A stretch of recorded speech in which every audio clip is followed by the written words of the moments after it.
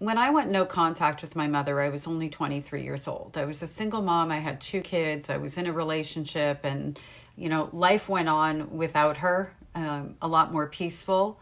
But there was also a huge void in my life, especially as my children were growing up, and then I had another baby. And, those moments that are very ordinary for so many people to be able to pick up the phone and go, oh, this is what so and so did today. Are you so proud? Or I need some advice, or whatever it was, right? There's constant reminders in our daily life that we don't have that parent to go to, and our children don't have that grandparent, the healthy one, not the toxic one.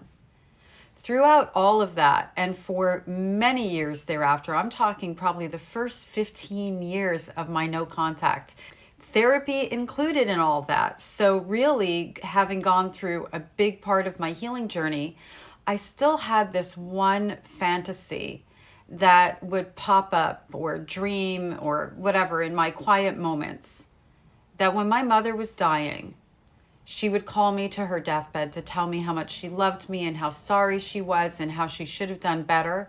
And that once she passed away, because my brother would no longer have her, he would need me and I'd have a relationship with him. And I just had this whole vision of what my hopes were, especially the part where my mother takes ownership. I don't have that wish or dream anymore. And there is nothing that could get me to go to my mother's deathbed, no matter what I knew or thought she was going to say. Like, if I had a guarantee she was going to say that, I wouldn't go, because those words would change nothing for me. And for her, they would provide her with a sort of absolution, which would be the only reason she would do that.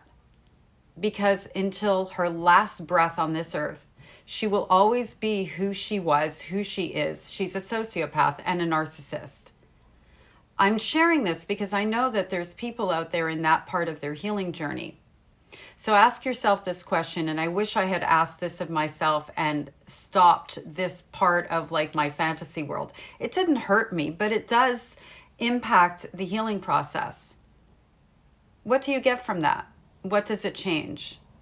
Do you get your childhood back? Do you get a loving mother all of a sudden, or a loving father? Can you even believe and trust those words?